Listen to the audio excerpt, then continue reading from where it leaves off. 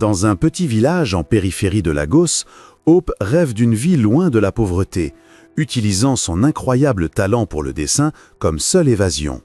Pendant ce temps, dans un somptueux palais, le prince Léo se sent prisonnier d'un avenir qu'il ne désire pas, notamment un mariage arrangé pour des raisons commerciales et non par amour. Une fuite désespérée de ses obligations le conduit droit dans une embuscade mortelle. Blessé et seul, il est retrouvé par la seule personne capable de voir l'homme derrière la couronne. Mais leur lien naissant représente une menace pour des personnes puissantes, en particulier pour sa fiancée, qui ne laissera pas une simple fille de village ruiner ses plans.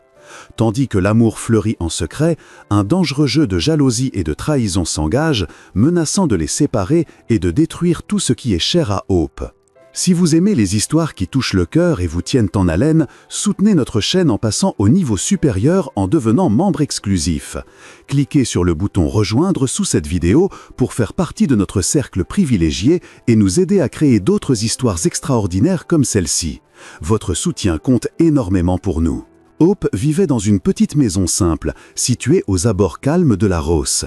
Les murs étaient en plâtre jaune délavé et le toit en tôle ondulée chantait bruyamment à chaque pluie. À l'intérieur, les meubles étaient vieux mais propres. Un vieux canapé trônait dans la pièce principale et une petite table en bois servait au repas.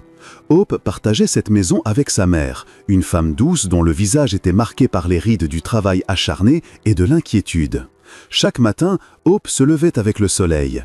Elle balayait la cour poussiéreuse, allait chercher de l'eau au robinet communal au bout du chemin et préparait le thé du matin pour sa mère, Mama Hope. Depuis quelques semaines, celle-ci était malade. Une toux persistante secouait son frêle corps et elle était souvent trop fatiguée pour se lever. Hope s'inquiétait constamment pour elle. La clinique locale leur avait donné des médicaments, mais ils étaient chers et l'argent venait à manquer. Le plus grand rêve de Hope était de devenir artiste. Elle avait un don exceptionnel pour le dessin. Avec un simple morceau de charbon et une feuille de papier, elle parvenait à capturer le monde qui l'entourait. Elle dessinait les visages des marchandes, les sourires malicieux des enfants du quartier et les yeux fatigués mais pleins d'espoir de sa mère. Ces dessins n'étaient pas de simples images, c'étaient des histoires. Elle les rangeait soigneusement sous son lit comme un trésor secret de rêves et d'espérances. Elle rêvait qu'un jour elle pourrait vendre ses œuvres, gagner assez d'argent pour emmener sa mère dans un grand hôpital en ville et ouvrir une petite boutique où elle vivrait enfin sans souci. Ce matin-là, la maison était plus silencieuse que d'habitude.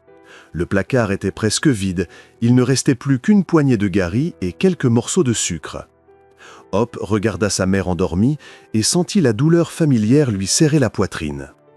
Elle devait aller au marché, non pas pour acheter, mais pour aider Mam Ed, une gentille marchande de légumes qui lui donnait parfois des produits invendus en échange de son aide.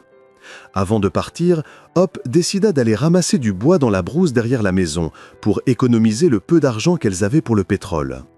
La brousse était dense, pleine de feuilles vertes et de lianes entremêlées. L'air était humide, chargé d'odeurs de terre mouillée et de feuilles en décomposition. Hope avançait rapidement, pieds nus, faisant craquer doucement les branches sèches qu'elle ramassait. Dans sa tête, elle imaginait déjà le dessin qu'elle commencerait plus tard. Un oiseau volant haut dans le ciel, libre et sans souci. Soudain, un bruit violent brisa le calme du matin. Le crissement aigu d'une voiture, suivi d'un grand bang et d'un cri de douleur masculin. Hope se figea, le cœur battant d'à tout rompre. Les voitures ne passaient presque jamais sur cette vieille route oubliée, trop accidentée et qui ne menait nulle part d'important. La peur lui picotait la peau. Elle pensa fuir vers la maison et s'enfermer. Sa mère lui avait toujours dit de fuir les ennuis. Mais un autre son, un gémissement faible, parvint jusqu'à elle. Quelqu'un était blessé. La curiosité et sa bonté naturelle luttèrent contre la peur. Elle ne pouvait pas laisser une personne en danger. Prenant une grande inspiration, elle lâcha son bois et s'approcha lentement du bord de la brousse, écartant les feuillages pour regarder. Sur la route poussiéreuse, à moitié cachée par les hautes herbes, elle vit un homme allongé par terre, immobile, le visage tourné. Il ne bougeait plus. À des kilomètres de là, dans un immense domaine au cœur de la Rosse, le prince Léo se sentait en cage. Les barreaux de sa prison n'étaient pas en fer, mais en or et en soie. Le manoir familial était un véritable palais, aux colonnes blanches imposantes, aux jardins immenses et aux pièces si vastes qu'on pouvait s'y perdre. Des domestiques en uniformes impeccables glissaient silencieusement dans les couloirs, prêts à répondre au moindre désir. Mais Léo se sentait étouffé. Son père, le roi Richard, était un homme puissant et respecté, mais c'était sa mère, la reine Béatrice, qui gérait d'une main de fer les relations sociales et financières de la famille. Son dernier projet en date, le mariage du prince Léo. « Léo, il faut que tu prennes cela au sérieux », déclara la reine Béatrice ce matin-là d'une voix tranchante. Ils étaient dans la salle du petit déjeuner, une pièce lumineuse avec une longue table en acajou poli. Léo regardait par la fenêtre la pelouse parfaitement tondue, ignorant l'assiette appétissante devant lui. « Je suis sérieux, mère », répondit-il sans se retourner. « Je suis sérieusement contre l'idée d'épouser Jessica. » La reine soupira, un froissement de soie. « Cela ne concerne pas tes envies personnelles. Il s'agit de la famille, des affaires. L'école sont nos partenaires les plus importants. Ce mariage scellera une fusion qui profitera à nos deux familles pour des générations. » Léo se retourna enfin. Beau jeune homme aux yeux doux de son père et au menton volontaire de sa mère, il répliqua « Donc, je ne suis qu'une marchandise, une pièce à échanger pour renforcer l'empire familial ?» « Ne sois pas si théâtrale, » répondit la reine en tapotant la table de ses longs doigts. « Jessica est une jeune femme belle, cultivée, issue d'une excellente famille. Tu pourrais tomber bien plus mal. Elle est aussi arrogante et ne pense qu'à son reflet dans le miroir, » marmonna Léo. Il connaissait Jessica depuis l'enfance et ne l'avait jamais aimée. Égoïste et froide, l'idée de passer sa vie avec elle lui donnait l'impression d'une condamnation à perpétuité. « J'ai organisé un déjeuner avec Jessica aujourd'hui, » poursuivit la reine en ignorant sa remarque. « Il est temps de finaliser les préparatifs du mariage. » Ce fut la goutte d'eau. Léo se leva d'un bond, sa chaise raclant bruyamment le marbre. « Non, dit-il d'une voix ferme, je n'irai pas à ce déjeuner et je ne finaliserai rien du tout. » Avant que sa mère ne puisse protester, il quitta la pièce en trombe. Il avait besoin de s'échapper, de respirer. Il attrapa ses clés dans un bol en argent près de la porte et sortit sous le soleil éclatant. Son chauffeur personnel, Peter, un homme fidèle, se précipita pour lui ouvrir la portière, mais Léo refusa de signe de tête. « Je conduis moi-même aujourd'hui, Peter. » Il monta dans sa voiture noire rutilante et quitta le domaine à vive allure, laissant derrière lui le palais et ses contraintes. Il roulait sans but, prenant des routes secondaires, puis des chemins de terre, cherchant à se perdre dans le chaos de la rosse. Il ne remarqua pas le van blanc banal qui s'était discrètement mis à le suivre. Il roula jusqu'à ce que les immeubles élégants laissent place à des quartiers plus pauvres et que l'asphalte cède la terre rouge. La voiture cahotait sur une piste entourée de brousses sauvages. C'était exactement ce qu'il cherchait, un endroit où personne ne savait qu'il était prince. Soudain, un van blanc surgit d'un bosquet et bloqua complètement la route étroite. Léo freina brutalement, sa voiture dérapa dans un nuage de poussière rouge. Pendant un instant, tout fut immobile. Puis, le silence. Ce n'était pas un accident. Le blocage était trop calculé. « Restez dans la voiture, Votre Altesse », murmura son chauffeur, qui avait insisté pour l'accompagner à la dernière minute. Trop tard. Deux hommes sautèrent du van. Vêtus de vêtements usés, le visage dur, l'un d'eux tenait une arme longue qui brillait au soleil. Une arme à feu. L'esprit de Léo s'emballa. Voleurs, ravisseurs, les hommes approchaient rapidement. « Démarrez, contournez-les » cria-t-il au chauffeur. Celui-ci tenta de faire marche arrière, mais la piste était trop étroite. Il essaya alors de forcer le passage dans la brousse, mais les roues patinaient dans la terre molle. Les deux hommes étaient déjà là. L'un d'eux, un colosse barbu, fracassa la vitre du chauffeur avec la crosse de son arme. Des éclats de verre volaient partout. « Sors de là !» hurla-t-il d'une voix rauque. Le chauffeur, courageux, tenta de protéger le prince. Il ouvrit sa portière pour repousser l'assaillant, mais le second homme, plus jeune et rapide, fut plus vif. Un coup sourd. Le chauffeur s'effondra sur son siège, les yeux écarquillés, puis vitreux. Léo regardait la scène, horrifié. Tout allait trop vite. Une vague de peur glacée le traversa, mais aussi une rage de survie. Il ouvrit sa portière et bondit dehors, les jambes tremblantes. Il courut sans se retourner, plongeant dans la brousse dense. Il entendit les hommes crier derrière lui « Ne le laissez pas s'échapper !» Une douleur fulgurante explosa dans son bras gauche. Il trébucha en criant. Du sang coulait sur sa chemise blanche. On lui avait tiré dessus. La panique lui donna un sursaut d'énergie. Il se releva et courut plus profondément dans la végétation, les épines déchiquetant ses vêtements et sa peau. Les bruits de poursuite s'estompèrent un peu à peu. Il courut jusqu'à ce que ses poumons brûlent et que ses jambes ne le portent plus. La douleur dans son bras était insoutenable. Sa vision se troubla. Il trébucha sur une racine, tomba lourdement, sa tête heurtant le sol. Le monde tourna. Les feuilles au-dessus de lui devinrent un kaléidoscope de verre et de lumière. Il tenta de se relever, mais son corps refusa. Ses pensées ralentirent. Il était perdu, blessé, seul. Son dernier regret, avoir fui une cage dorée pour tomber dans un piège bien plus mortel. Il ferma les yeux, convaincu qu'il allait mourir là, au milieu d'une forêt inconnue, loin de tout secours. Hope fixait l'homme immobile au sol, le cœur battant à tout rompre. Elle savait qu'elle devrait avoir peur. Cet homme était un étranger et il avait manifestement de graves ennuis. Le plus raisonnable aurait été de faire demi-tour, rentrer chez elle et faire comme si elle n'avait rien vu. Mais ses pieds refusaient de bouger. Elle pensa à sa mère, qui lui avait toujours appris la bonté, à aider ceux qui en avaient besoin. Et si cet homme mourait seul ici, simplement parce qu'elle avait eu trop peur? Cette pensée était insupportable. Elle prit une inspiration tremblante et sortit de sa cachette. En s'approchant, elle le vit mieux. Vêtements coûteux, chemise blanche fine désormais déchirée et tachée de sang et de terre, pantalon sombre, une montre de luxe au poigneux. Ce n'était définitivement pas quelqu'un du village. Elle s'agenouilla près de lui, les mains tremblantes. « Monsieur, vous m'entendez » murmura-t-elle. Pas de réponse. Elle posa doucement la main sur son épaule. Il laissa échapper un faible gémissement. Il était vivant. Un immense soulagement l'envahit, aussitôt suivi d'une nouvelle panique. Que faire maintenant? Elle n'était qu'une jeune fille, elle ne pouvait pas le porter. Elle regarda son bras. La tache de sang était large et sombre. C'était grave. Il avait besoin d'un médecin. Mais la clinique la plus proche était à des kilomètres, et elle n'avait aucun moyen de l'y emmener. La seule chose qu'elle pouvait faire, c'était de le ramener chez elle. C'était un risque énorme. S'il était un criminel, il pouvait attirer le danger sur elle et sa mère.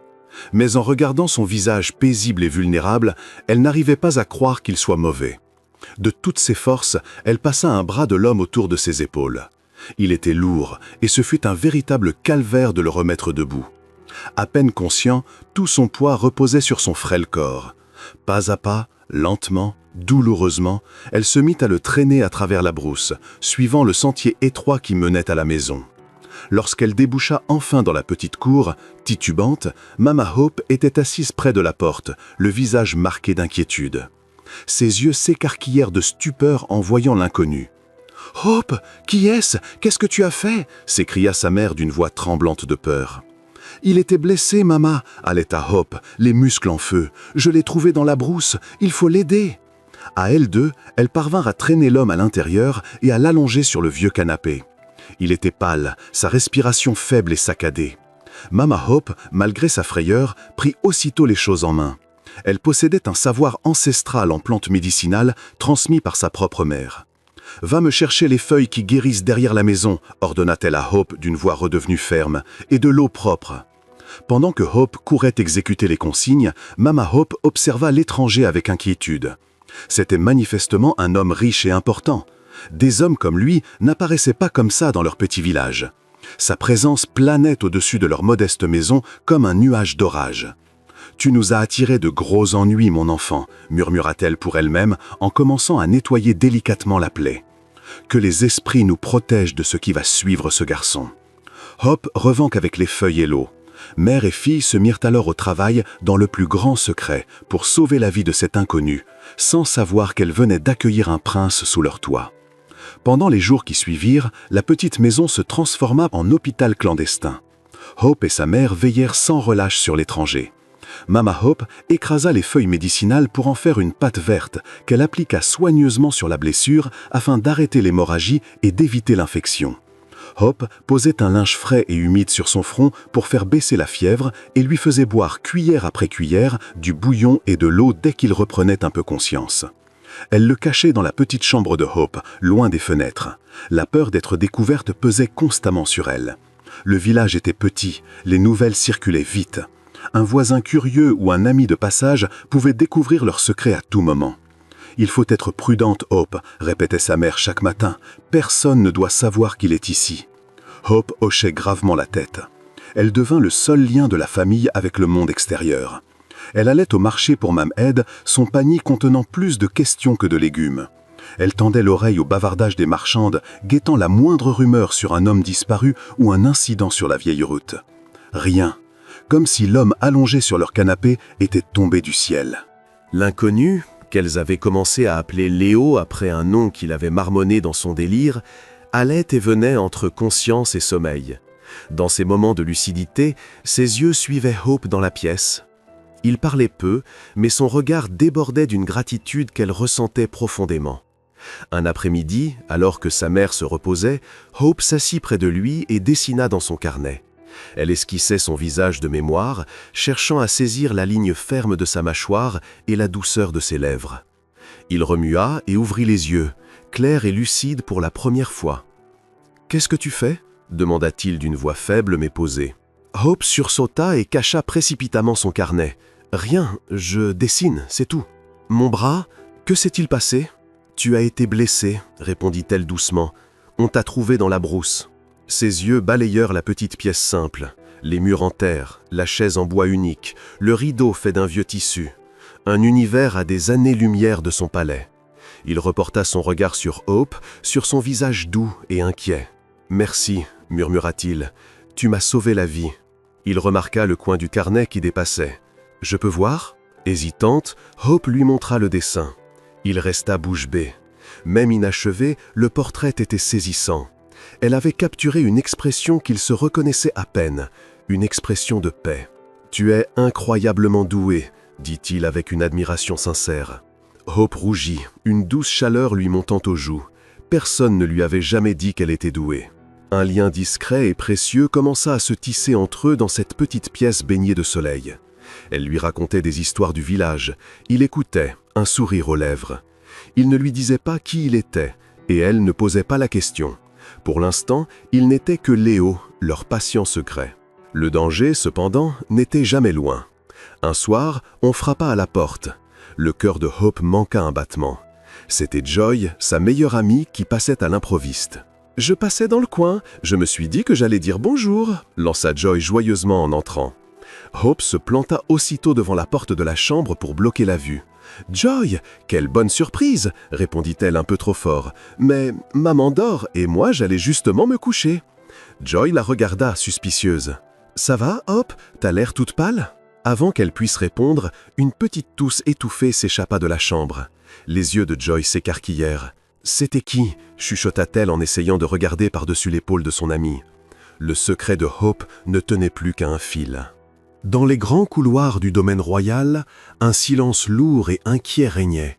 3 jours s'étaient écoulés depuis que le prince Léo était parti en voiture et toujours aucune nouvelle. Le roi Richard, dans son bureau, le visage fermé, parlait au téléphone avec le commissaire de police de Larros. Les nouvelles étaient mauvaises. On avait retrouvé la voiture du prince abandonnée sur une route déserte en périphérie de la ville. Le chauffeur, Peter, était mort à l'intérieur. Mais du prince Léo, aucune trace. La police penchait pour un enlèvement, sans demande de rançon. La reine Béatrice arpentait le grand salon, sa robe de soie bruissante à chaque pas nerveux. Son calme habituel avait disparu, remplacé par une peur brute. Sa sœur cadette, la princesse Clara, était assise sur un canapé, les yeux rougis d'avoir pleuré. Les grandes portes s'ouvrirent et Jessica entra en compagnie de sa mère, Madame Cole. Toutes deux vêtues de vêtements hors de prix, elles affichaient plus d'agacement que d'inquiétude. « Votre Majesté, » dit Madame Cole en inclinant légèrement la tête, « nous sommes venus dès que nous avons su. Des nouvelles ?»« Rien, » répondit la reine d'une voix tremblante. « Ils ont trouvé la voiture, mais pas Léo. » Jessica soupira théâtralement et s'assit en croisant ses longues jambes. « C'est vraiment le pire moment. Le conseil d'administration pour la fusion est la semaine prochaine. Qu'est-ce qu'on va bien pouvoir dire à tout le monde ?» Clara leva les yeux furieuse. « C'est tout ce qui t'intéresse? Ton contrat? Mon frère a disparu !»« Bien sûr que je suis inquiète, Clara, » répondit Jessica avec dédain. « Mais il faut rester réaliste. Il y a des millions en jeu. » La reine lança à Jessica un regard glacial. Pour la première fois, elle entrevit la froideur égoïste dont son fils s'était toujours plaint. Mais elle chassa cette pensée. Pour l'instant, seule comptait la recherche de Léo. Les gardes royaux fouillèrent la zone où la voiture avait été retrouvée. La police promit de tout mettre en œuvre. Mais la piste était froide. Les assaillants n'avaient laissé aucun indice, aucun témoin. Les heures devinrent des jours, dans une angoisse croissante. La famille royale, malgré toute sa richesse et son pouvoir, ne pouvait que attendre et prier. Tard dans la nuit, alors que le palais était enfin silencieux, Jessica se tenait sur son balcon, le téléphone collé à l'oreille. Sa voix n'était qu'un murmure rageur. « Ce n'était pas censé se passer comme ça », siffla-t-elle. Le plan, c'était de lui faire peur, pas de le faire disparaître. Et s'il était mort? Elle écouta un instant, les lèvres pincées. « Je me fiche de ce que vous devez faire. Cette fusion dépend de ce mariage. Si le prince a disparu, il me faut un nouveau plan, et tout de suite. » Elle raccrocha et fixa l'obscurité. Son beau visage n'exprimait plus qu'une détermination glaciale. Elle ne laisserait ni un prince disparu, ni quiconque se mettre en travers de ses ambitions. Jour après jour, Léo reprenait lentement des forces. La fièvre tomba, la douleur dans son bras diminua. Il passait plus de temps éveillé, assis au bord du lit dans la petite chambre de Hope, à la regarder vaquer à ses occupations. Il restait prudent. Il disait seulement s'appeler Léo et travailler pour une entreprise en ville. Il ne voulait pas qu'elle sache qu'il était prince, cela ne ferait que les mettre davantage en danger. Il apprit leurs noms, Hope et Mama Hope. Il vit la tendresse avec laquelle Hope s'occupait de sa mère, la douceur avec laquelle elle l'aidait à manger, la petite chanson qu'elle fredonnait pour l'endormir. Il découvrit sa bonté, sa force tranquille, sa résilience discrète. Tout cela était si loin de la politesse calculée et des arrière-pensées des gens de son monde. Un après-midi, il se sentit assez fort pour marcher un peu. Il suivit Hope dans la petite cour derrière la maison. Le soleil réchauffait sa peau, l'air embaumait les fleurs. Il la regarda s'installer sous le grand manguier, son charbon et son papier à la main. « Tu dessines quoi aujourd'hui » demanda-t-il, la voix encore un peu rauque. Elle sourit et lui montra son carnet. Des enfants du village jouant avec un ballon usé. Elle avait capturé leur joie et leur énergie à la perfection. « C'est incroyable, Hope » dit-il sincèrement émerveillé. « Tu as un vrai don. » Elle baissa les yeux, les joues rosies de plaisir. « C'est juste quelque chose que je fais, ça m'aide à rêver. »« Et tu rêves de quoi » demanda-t-il doucement. Elle hésita, puis le regarda droit dans les yeux avec une sincérité désarmante. « Je rêve d'une vie où ma mère serait en bonne santé et où on n'aurait plus à se demander d'où viendra le prochain repas. Je rêve d'ouvrir une petite galerie d'art en ville où je pourrais vendre mes dessins. » Léo écouta, touché par la simplicité et la pureté de ses rêves. Il pensa à sa propre vie, remplie de choses qu'il ne voulait pas. Un titre, un mariage forcé, un avenir tout tracé. Pour la première fois, il envia presque la sincérité de ses aspirations à elle. Il passa le reste de l'après-midi à parler avec elle, à découvrir sa vie, ses espoirs, ses peurs. Il se surprit à se confier à elle comme il ne l'avait jamais fait avec personne. Il lui parla de ce sentiment d'être prisonnier, de la pression qu'il subissait pour devenir quelqu'un qu'il n'était pas. Il ne mentionna pas qu'il était prince, mais il partagea le poids de la couronne sans jamais la nommer. Hope écoutait avec une compréhension tranquille qui apaisait son âme tourmentée. Elle ne donnait ni conseil ni jugement. Elle écoutait simplement, et dans ses yeux, il voyait une immense source d'empathie. Quand le soleil commença à descendre, projetant de longues ombres dans la cour, un silence agréable s'installa entre eux. Il ressentait un lien puissant avec cette fille qui lui avait sauvé la vie, un lien bien plus profond que la simple gratitude. Elle se tourna vers lui, le visage grave. « Léo, il faut que je te pose une question. Qui es-tu vraiment? D'où viens-tu » La question resta suspendue dans l'air. Il plongea son regard dans ses yeux pleins de confiance et sut qu'il ne pouvait plus lui mentir. Mais dire la vérité lui semblait encore trop risqué. Il la regarda, le cœur déchiré. Il voulait tout lui avouer, pourtant le souvenir de l'attaque était encore trop vif. Les hommes qui l'avaient poursuivi étaient dangereux. S'il découvrait où il était, il n'hésiterait pas à faire du mal à Hope et à sa mère pour l'atteindre. « C'est compliqué », finit-il par dire à voix basse. Hope n'insista pas. Elle hocha la tête, compréhensive. « D'accord, tu me le diras quand tu seras prêt. » Plus tard dans la soirée, pendant que Hope aidait sa mère à la cuisine, Léo se sentit agité. Il se leva et fit quelques pas dans la petite chambre. Son regard tomba sur la pile de feuilles glissée sous le lit. C'était le carnet de Hope. Il savait qu'il n'aurait pas dû, mais la curiosité fut la plus forte. Il s'agenouilla et le sortit doucement. Il tourna les pages, émerveillé à chaque dessin. Elle avait le don de saisir l'âme de ses sujets. Puis il arriva à une page qui le figea sur place. Un portrait de lui, dessiné avec une précision incroyable alors qu'il était encore inconscient et fiévreux. Les yeux fermés, le visage détendu, il avait l'air paisible. C'était un lui qu'il ne reconnaissait presque pas. Il resta là, submergé par l'émotion. Cette fille, qui n'avait rien, l'avait recueilli, soigné et avait vu en lui quelque chose que personne d'autre n'avait vu, l'homme, pas le prince. À cet instant, il sut qu'il devait lui faire confiance. Il ne pouvait plus lui cacher qui il était. Quand elle revint dans la chambre, il tenait encore le carnet. « C'est magnifique, dit-il, la voix chargée d'émotion. Hope sourit timidement. « J'espère que ça ne te dérange pas.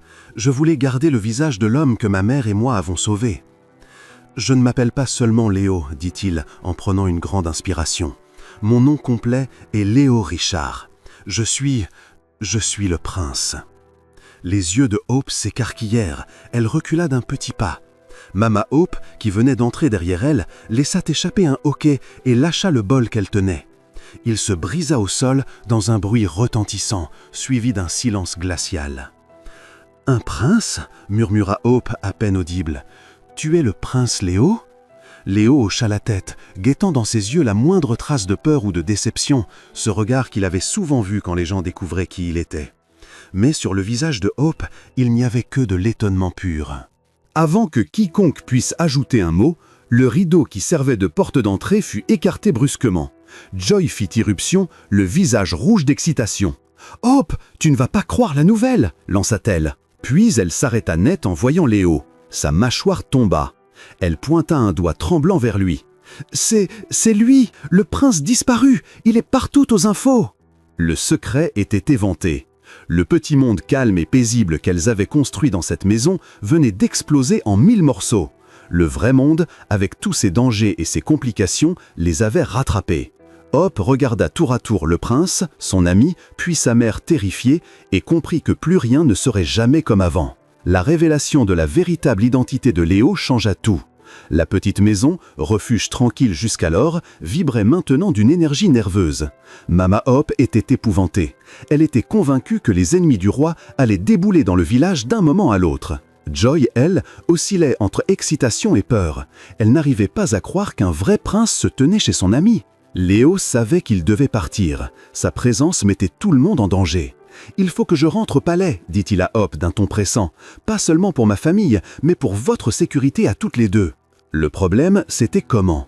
Il n'avait ni téléphone, ni moyen de contacter ses gardes sans se faire repérer. Il ne pouvait pas simplement sortir du village à pied. Ceux qui l'avaient attaqué pouvaient encore surveiller les environs. Ce fut Joy qui trouva la solution. « J'ai un téléphone, dit-elle, les yeux brillants d'idées. Je connais quelqu'un qui fait le ménage dans une grande maison près du domaine royal. Elle peut transmettre un message aux gardes. » C'était risqué, mais c'était leur seule chance.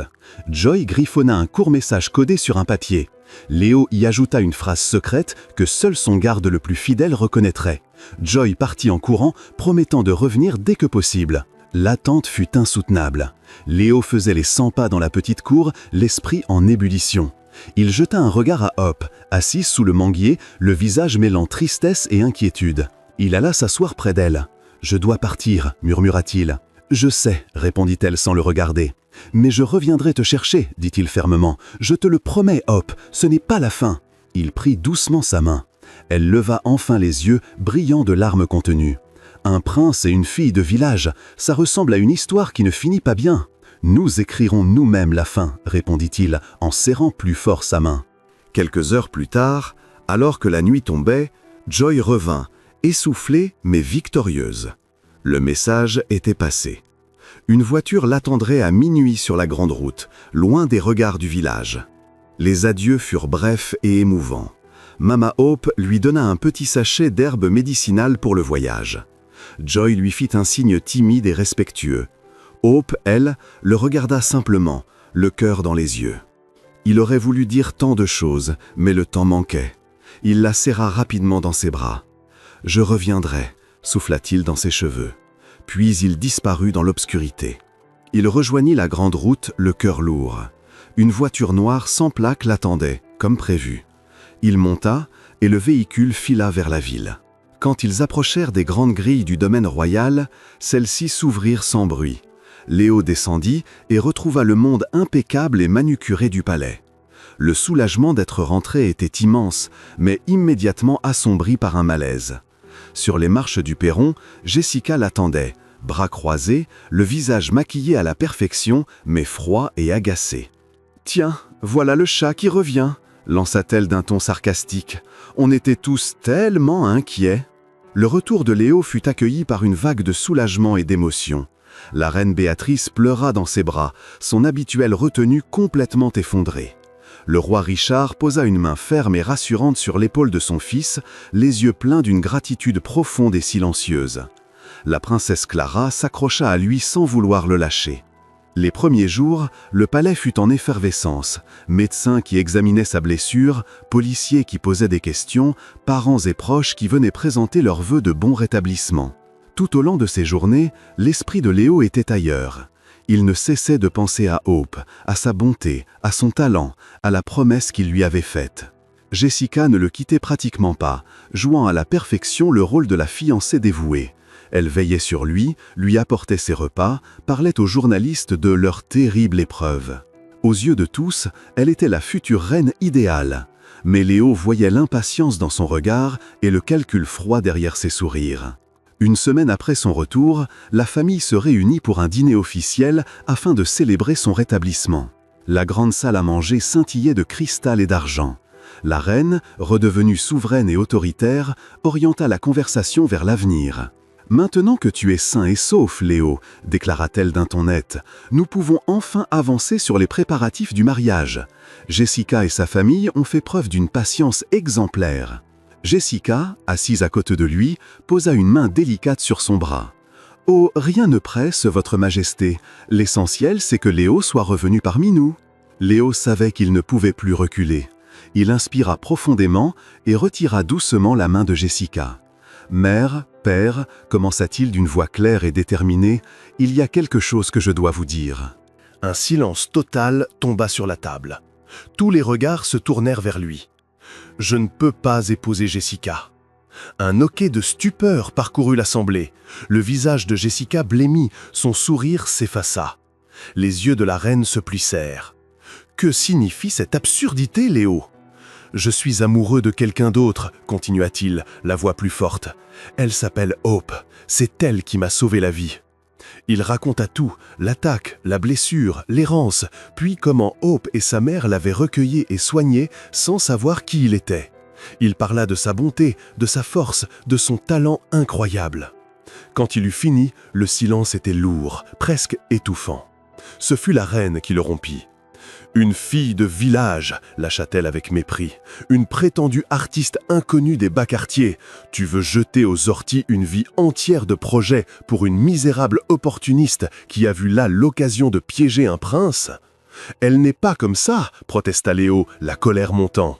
Le roi, qui avait écouté en silence jusqu'alors, prit enfin la parole. « Mon fils, je suis infiniment reconnaissant à cette jeune femme de t'avoir sauvé la vie, mais ta mère a raison. Notre famille a des devoirs, des responsabilités. Ce mariage avec Jessica en fait partie. Je ne sacrifierai pas mon bonheur pour une affaire commerciale, déclara Léo en se levant. Jessica, qui était restée pétrifiée jusque-là, retrouva enfin sa voix. « Alors c'est comme ça que tu me remercies de ma fidélité » s'écria-t-elle, la voix tremblante de rage. « Tu choisis une fille des bas-fonds plutôt que moi ?»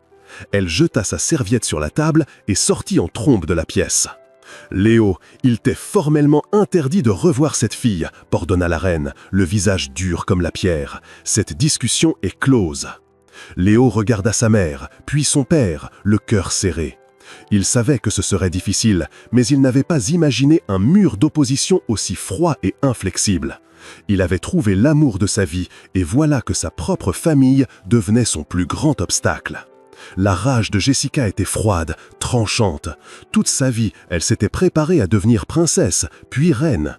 Épouser le prince Léo n'était pas un simple désir, c'était sa destinée, le pilier sur lequel reposaient toutes les ambitions de sa famille. Et elle ne laisserait pas une misérable fille de village sans nom lui voler cela. Elle rentra au manoir familial dans une colère noire, l'esprit en ébullition. Pleurer ou supplier ne servirait à rien avec Léo ni avec la famille royale. Il lui fallait une solution définitive. Il fallait que Hope disparaisse. Dans sa chambre, elle passa un coup de fil. L'homme qui répondit avait une voix basse et inquiétante. C'était Monsieur Briggs, un homme d'affaires louche qui évoluait dans les bas-fonds de la ville. C'était lui qui avait organisé la première attaque contre Léo pour le compte d'un rival commercial désireux de faire échouer la fusion. Jessica savait qu'il était impitoyable et discret. « J'ai un travail pour vous, dit-elle d'une voix glaciale. Ça concerne une fille. Je veux qu'elle disparaisse, définitivement. » « Ça peut s'arranger, répondit Briggs avec un sourire dans la voix. Mais ça va coûter cher. L'argent n'est pas un problème. Faites-le, et surtout qu'on ne puisse pas remonter jusqu'à moi. » Elle lui envoya une photo de Hope et l'emplacement du village. Briggs contacta aussitôt ses deux meilleurs hommes de main, Victor et Sam, les mêmes qui avaient raté la première mission et qui brûlaient de se racheter tout en empochant une belle somme. « Le patron veut que ce soit fait dans la discrétion, leur dit Briggs en glissant une épaisse enveloppe sur la table d'un bar mal éclairé. Trouvez la fille, emmenez-la aux vieux entrepôts du port, attendez les instructions suivantes. » Le lendemain, Victor et Sam prirent leur van banalisée et roulèrent jusqu'aux abords de la Rosse. Ils se garèrent près du marché animé et commencèrent à poser des questions en faisant croire qu'ils étaient des cousins éloignés à la recherche d'une parente perdue. Ils montrèrent la photo de Hope aux marchandes, leur allure brutale effrayant tout le monde. « Vous avez vu cette fille » demanda Victor à une vendeuse d'igname d'une voix rauque. La femme secoua la tête, les yeux écarquillés de peur. « Jamais vu. » Ils continuèrent leur tour, jetant une ombre sur l'ambiance pourtant joyeuse du marché. Quelques personnes reconnurent Hope, mais la peur les fit taire. Seul un petit garçon, qu'il avait souvent vu dessiner sous le manguier, indiqua timidement la direction de la petite maison jaune. Victor et Sam échangèrent un regard. Ils avaient leur cible. Ils remontèrent dans le van, roulèrent doucement jusqu'au chemin poussiéreux et se garèrent hors de vue derrière un bosquet. Ils s'installèrent pour attendre. Ils étaient patients, l'occasion viendrait quand Hope serait seule et vulnérable. Pour Hope, le danger qu'elle avait involontairement attiré dans sa vie était sur le point de la rattraper.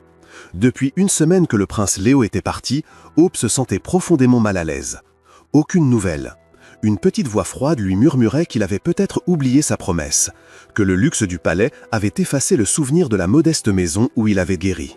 Sa mère, bien que toujours fragile, reprenait des forces jour après jour. « Le monde des riches et des puissants est différent du nôtre, ma fille, » lui dit un après-midi Mama Hope d'une voix douce. « Peut-être vaut-il mieux qu'il ne revienne pas. » Joy fut plus directe. « Hope, sois réaliste, les princes n'épousent pas des filles comme nous. Ça n'arrive que dans les contes.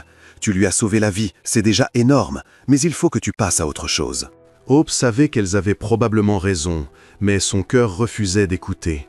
Elle s'accrochait au souvenir des yeux doux de Léo et à la chaleur de sa main dans la sienne. Cet après-midi-là, elle alla au marché aider Mam Ed. Le travail occupait son esprit et, pendant quelques heures, elle parvint à repousser ses soucis. Quand le soleil commença à descendre, elle remplit son petit panier des légumes offerts par Mam Ed et prit le chemin du retour. Le sentier était calme. Les cris des enfants et le brouhaha du marché s'étaient tus avec la lumière du jour. L'air fraîchissait, les ombres des arbres s'allongeaient sur la route poussiéreuse. Hope marchait vite, une sensation étrange lui picotant la nuque, l'impression d'être observée. Elle se dit que c'était son imagination, mais la peur ne la quittait pas. À quelques centaines de mètres de la maison, un van blanc surgit et se rangea à sa hauteur, les pneus crissant sur la terre. Avant qu'elle puisse crier, deux hommes en jaillirent, Victor et Sam. L'un lui plaqua une main rude sur la bouche, l'autre lui saisit les bras et la souleva comme si elle ne pesait rien. Elle se débattit, rua, mais ils étaient trop forts. Ils la jetèrent à l'arrière du van. La porte claqua avec un bruit assourdissant, la plongeant dans le noir. Un tissu rugueux lui banda les yeux, des cordes mordirent ses poignets et ses chevilles. Le van démarra en trombe, la projetant contre le sol métallique froid. Des larmes coulèrent, brûlantes et silencieuses. Qui étaient ces hommes? Que lui voulaient-ils? Une seule pensée résonnait dans son esprit terrifié, Léo. Tout cela était à cause de lui. Dans la petite maison jaune, Mama Hope et Joy commençaient à s'inquiéter. Le soleil s'était couché et Hope n'était toujours pas rentrée. Ce n'était pas son genre d'être en retard. « Quelque chose ne va pas », dit Mama Hope d'une voix tremblante. « Je le sens. » Joy tenta de rester forte, mais elle avait peur aussi. Elle se rappelait les deux hommes à l'allure inquiétante qui posaient des questions au marché. « Je vais partir à sa recherche », dit-elle en essayant de cacher la panique dans sa voix. Mais lorsqu'elle sortit dans la nuit noire, sur la route déserte, une vague de terreur l'envahit. Le village tranquille paraissait soudain menaçant et dangereux. Hope avait disparu. Au palais, le prince Léo devenait fou. Chaque tentative de sortir ou de contacter Hope était bloquée par sa mère. Elle avait doublé sa sécurité, ses gardes personnels le suivaient partout, courtois mais inflexibles. Il se sentait de nouveau en cage, mais cette fois, les barreaux étaient plus froids, plus durs. Il tenta de raisonner sa mère, elle restait de marbre. « Tu oublieras cette fille, Léo, lui dit-elle d'une voix glaciale. Tu es prince, tu feras ton devoir. » Au bout de 2 jours à être prisonnier dans son propre palais, Léo n'en pouvait plus. Profitant d'un moment d'inattention des gardes, il s'échappa par une porte de service à l'arrière et prit une voiture discrète du garage. Il traversa la Rosse à toute allure, le cœur battant d'une urgence désespérée. Quand il arriva au village de Hope, ses pires craintes se confirmèrent. La petite maison jaune baignait dans un silence lourd de chagrin. Mama Hope était assise par terre, se balançant d'avant en arrière, tandis que Joy tenta de la consoler, le visage ravagé par les larmes. « Elle a disparu » gémit Mama Hope en le voyant. « Ils ont pris ma fille !» Joy lui raconta tout, les 2 hommes patibulaires au marché, la disparition de Hope, le panier renversé trouvé au bord du chemin. Une colère froide et dure s'installa dans la poitrine de Léo. C'était sa faute. Ses ennemis l'avaient retrouvé. Il appela lui-même le commissaire de police, la voix chargée d'autorité royale. « La jeune fille qui m'a sauvé la vie a été enlevée. Je veux tous les effectifs disponibles sur l'affaire, immédiatement. » Cette fois, la police réagit au quart de tour. Mais Léo ne voulait pas attendre. Il se rendit lui-même au marché, vêtu simplement. Il parla aux marchandes effrayées, d'une voix douce mais ferme, et promit une grosse récompense pour toute information. Finalement, le même petit garçon qui avait vu le van s'avança timidement. Il jouait dans la brousse et avait aperçu le véhicule garé sur la route. Il avait vu une partie de la plaque. C'était la piste qu'il leur fallait. Léo transmit l'information. En moins d'1 heure, la police trouva une correspondance. Le van appartenait à une petite société d'import-export détenue par un homme au passé douteux, Monsieur Briggs. L'adresse de la société, un vieil entrepôt abandonné près des docks de la ville. Le sang de Léo se glaça. Il connaissait ce quartier. C'était une zone dangereuse, sans loi. Hope était là-bas, entre les mains d'hommes sans scrupules. « Il faut y aller maintenant », dit-il à l'inspecteur. « Oui, Votre Altesse », répondit l'inspecteur, le visage grave. « Mais il faut être prudent. S'ils savent qu'on arrive, ils risquent de lui faire du mal. Il nous faut un plan. » Léo hocha la tête, les poings serrés. Il ramènerait Hope, et ceux qui l'avaient enlevé paieraient. L'entrepôt était un immense bâtiment délabré près des docks de la Rosse. Ses fenêtres noires et brisées comme des yeux vides. L'air puait le sel, la rouille et la pourriture. À l'intérieur, sous la lumière crue d'une unique ampoule, Hope était attaché à une chaise. Les yeux remplis de terreur, mais le menton relevé. Victor et Sam tournaient autour d'elle, l'air sombre. Ils attendaient les dernières instructions de Monsieur Briggs. Dans l'ombre se tenait Jessica, bras croisés, son beau visage déformé par une grimace hideuse. Elle avait tenu à être présente. Elle voulait voir l'expression de Hope quand elle comprendrait que son conte de fées était fini. « Tu croyais vraiment gagner, hein ?» railla Jessica en sortant de l'ombre. « Tu t'imaginais qu'un prince choisirait une moins que rien comme toi plutôt que moi ?» Hope la regarda, le cœur serré. Alors c'était elle, la fiancée du prince, qui était derrière tout ça. Dehors, la police, menée par Léo, avait encerclé l'entrepôt. Ils se déplaçaient en silence, prenant position dans l'obscurité. « On va créer une diversion à l'entrée principale », chuchota l'inspecteur à Léo. « Ça devrait faire sortir la plupart d'entre eux. Ça vous donnera une chance d'entrer par derrière pour la retrouver. » Léo hocha la tête, le cœur cognant dans sa poitrine. Il était armé d'un petit pistolet que l'inspecteur lui avait remis, même s'il priait pour ne jamais avoir à s'en servir. Au signal de l'inspecteur, 2 voitures de police foncèrent vers l'entrée principale de l'entrepôt, sirènes hurlantes et gyrophares allumés. Comme prévu, Victor et Sam, surpris par le vacarme soudain, se précipitèrent vers l'avant, armes au poing. « Qu'est-ce qui se passe » cria Victor. C'était l'occasion de Léo. Il se glissa par une fenêtre brisée à l'arrière du bâtiment et avança sans bruit dans l'immense espace sombre. Il aperçut la lumière unique et les silhouettes réunies dessous. Ses yeux trouvèrent Hope.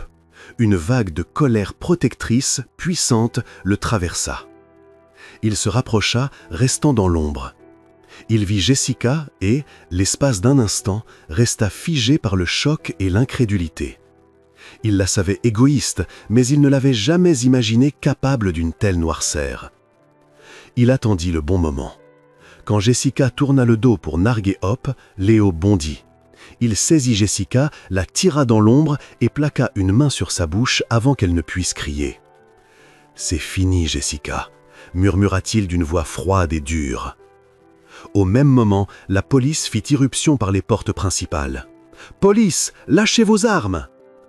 Pris au dépourvu, Victor et Sam furent rapidement maîtrisés et menottés. Monsieur Briggs fut retrouvé tapi derrière une pile de caisses. L'inspecteur vit Léo tenant Jessica et la fit aussitôt arrêter. Léo se précipita vers Hope, ses mains tremblantes défaisant les cordes. « Hope, ça va ?» demanda-t-il, la voix pleine d'inquiétude. Elle s'effondra dans ses bras, sanglotant de soulagement. Il la serra fort, caressant ses cheveux. « Tout va bien maintenant, chuchota-t-il, tu es en sécurité. » Tandis qu'on emmenait Jessica, qui se débattait et hurlait, elle lança à Léo et Hope un regard de haine pure. « Tu le regretteras, Léo. Tu regretteras d'avoir choisi cette fille des égouts plutôt que moi. Je te ferai payer. » Sa voix résonna dans l'entrepôt vide avant d'être coupée net par la portière du fourgon de police qui claqua. Le trajet de retour vers le palais fut flou pour Hope. Assise tout près de Léo à l'arrière de la voiture, son bras solidement autour d'elle, elle tremblait encore du choc. Les grandes grilles du domaine lui semblèrent l'entrée d'un autre monde, un monde où elle n'était pas sûre d'avoir sa place. Léo la conduisit directement dans le bureau privé du roi. Le roi Richard et la reine Béatrice les attendaient, le visage pâle d'inquiétude. La princesse Clara se précipita et serra Hope dans ses bras, les yeux pleins de larmes de soulagement. « Dieu merci, tu es saine et sauve » murmura Clara. La reine Béatrice, elle, resta assise, l'expression froide et indéchirable. Elle détailla les vêtements simples et le visage fatigué de Hope avec une désapprobation évidente.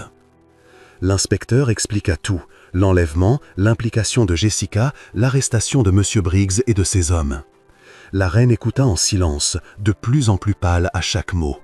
L'idée que Jessica, la jeune fille qu'elle avait choisie pour son fils, soit une criminelle, était presque trop dure à accepter. Quand l'inspecteur partit, un silence pesant envahit la pièce. « Je te l'avais dit, mère », déclara Léo d'une voix calme mais ferme. « Hope est quelqu'un de bien. C'est Jessica qui a apporté le danger dans cette famille. » La reine passa de son fils à la jeune fille silencieuse et effrayée à ses côtés. Elle ouvrait la bouche pour dire que cela ne changeait rien, mais le roi leva la main. « Ça suffit, Béatrice », dit-il d'une voix pleine d'une autorité tranquille qu'elle entendait rarement. Il se leva et s'approcha de Hope. Il la regarda non comme un roi face à une roturière, mais comme un père face à la jeune femme qui avait sauvé son fils. « Hope, dit-il d'une voix étonnamment douce, tu as montré plus de courage et de grandeur d'âme que bien des gens que j'ai croisés dans ma vie. Tu as sauvé mon fils, non pas une, mais 2 fois. Cette famille a envers toi une dette que nous ne pourrons jamais totalement rembourser. » Il se tourna vers son épouse. « Béatrice, la vraie royauté ne repose pas sur la richesse ou le sang. Elle repose sur l'honneur, la bonté et la force de caractère. Hope a prouvé qu'elle possède tout cela en abondance. » Puis il regarda Léo, un léger sourire aux lèvres. L'accord commercial avec la famille Cole est annulé et les fiançailles avec. Il marqua une pause pour laisser ses mots faire leur effet. Il y aura bien un mariage royal dans ce palais, mais ce sera celui que mon fils désire vraiment. Des larmes montèrent aux yeux de la reine Béatrice. Elle regarda son fils, le bonheur sincère qui illuminait son visage quand il posait les yeux sur Hope. Elle vit le soulagement dans le regard de Clara. Et à cet instant, des années de plans rigides et d'ambitions mondaines s'effacèrent. Elle ne vit plus une fille de village, mais la femme qui rendait son fils heureux et qui lui avait sauvé la vie. Elle se leva et s'approcha de Hope. Elle prit les mains tremblantes de la jeune fille dans les siennes. « Bienvenue dans la famille, ma chère », dit-elle d'une voix douce, empreinte d'une chaleur nouvelle et inhabituelle. Hope regarda la reine, puis le roi, et enfin Léo, dont le sourire brillait comme le soleil du matin. Des larmes de joie coulèrent sur ses joues. Son rêve impossible, celui qu'elle osait à peine murmurer, était en train de se réaliser. Le mariage royal fut le plus grandiose que Larros ait connu depuis des années. Le palais était décoré de milliers de roses blanches et de rubans dorés scintillants. Des invités du monde entier, vêtus de leurs plus beaux atours, remplissaient la grande salle de bal. Mais pour Hope, les invités les plus importants étaient sa mère et sa meilleure amie Joy, assises au premier rang, le visage rayonnant de fierté et d'incrédulité. Hope se tenait devant un grand miroir, contemplant son reflet. Elle portait une robe de mariée d'une beauté à couper le souffle et une délicate tiara en diamant scintillait dans ses cheveux. Elle ressemblait à une princesse de conte de fées, mais à l'intérieur, elle sentait son cœur battre d'appréhension. Pouvait-elle vraiment faire ça? Une simple fille d'un petit village, pouvait-elle devenir princesse? On frappa doucement à la porte. Le prince Léo entra. Vêtu de son grand uniforme royal, il était plus beau qu'elle ne l'avait jamais vu. Il s'arrêta net et la regarda, les yeux pleins d'amour et d'admiration. « Tu es la plus belle femme que j'ai jamais vue », dit-il en s'approchant. « J'ai peur, Léo », avoua-t-elle dans un murmure. « Je ne sais pas comment être princesse. » Il prit ses mains dans les siennes. « Tu n'as pas besoin d'être une princesse, Hope, » répondit-il doucement. « Tu l'es déjà. Ta bonté, ton courage, ton cœur, voilà ce qui te rend royale. Je ne t'aime pas parce que tu deviens princesse, je t'aime pour celle que tu es. » Il se pencha et l'embrassa tendrement. « Sois simplement toi-même, c'est tout ce que je te demanderai jamais. » Ces mots lui donnèrent une nouvelle assurance. Elle sourit, ses peurs s'envolèrent. La cérémonie fut magnifique. Tandis qu'ils échangeaient leurs vœux devant le roi, la reine et tous les invités, Hope sut qu'elle était exactement là où elle devait être. Ce n'était pas seulement une fin heureuse, c'était un nouveau commencement. Dans les mois et les années qui suivirent, Hope s'épanouit dans son nouveau rôle. Avec le soutien du roi, elle créa la Fondation Hope, une association qui offrait du matériel d'art et des bourses à de jeunes artistes talentueux issus de milieux défavorisés à travers tout le Nigeria. Ses propres dessins au fusain devinrent célèbres, célébrés pour leur sincérité brute et leur beauté. Elle n'oublia jamais d'où elle venait. Avec Léo, elle fit construire une maison confortable pour sa mère dans le village et veilla à ce que la communauté dispose d'un nouveau puits et d'une clinique mieux équipée. Hope trouva sa place, non seulement comme épouse du prince Léo, mais comme membre aimé et respecté de la famille royale et source d'inspiration pour son peuple. Léo et elle régnèrent côte à côte, leur leadership marqué par la compassion et une profonde compréhension des difficultés des gens ordinaires. Leur vie ensemble fut la preuve que l'amour peut franchir tous les fossés, surmonter tous les obstacles et écrire véritablement sa propre fin heureuse. La fille qui autrefois dessinait ses rêves sous un manguier vivait désormais une vie plus belle que tous les tableaux qu'elle aurait pu imaginer. Et maintenant, on veut savoir ce que vous en avez pensé. Qu'avez-vous pensé des personnages? Hope a-t-elle été courageuse ou imprudente en aidant l'inconnu? La jalousie de Jessica est-elle allée trop loin ou pouvez-vous comprendre sa colère? Et le revirement de la reine, vous y avez cru? Dites-nous tout en commentaire.